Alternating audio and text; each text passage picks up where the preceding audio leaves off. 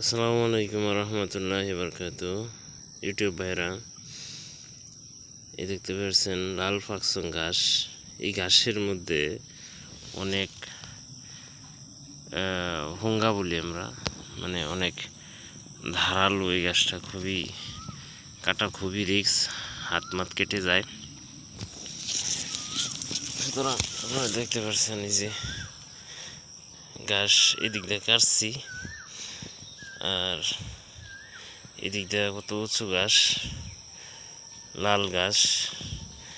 এই ঘাসটা উঁচু হয়, মোটা হয়, কিন্তু এটার মধ্যে হুঙ্গা থাকে বেশি এবং ধারালো বেশি। আর ওইদিকে যে দেখতে পাচ্ছেন কি পরিমাণ ঘাস। খামারে লালন পালন করতে গেলে গরু এই সমস্ত ঘাসের খুবই প্রয়োজন। এখন আমি খড় খুবই কম খাওয়াই, কারণ আমার প্রচুর পরিমাণে ঘাস হয়েছে।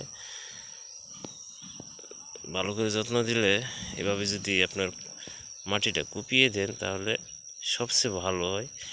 আর আপনি যে এই জায়গায় আবার ঘাস গজাবে, ওই দেখেন ওই জায়গায় ঘাস গজাইছে। সুতরাং খামার করতে চাইলে এরকম উন্নত মানের নেপিয়ার ঘাস আপনার চাষ করতে হবে। সবাইকে ধন্যবাদ। আসসালামু আলাইকুম রহমতুল্লাহ।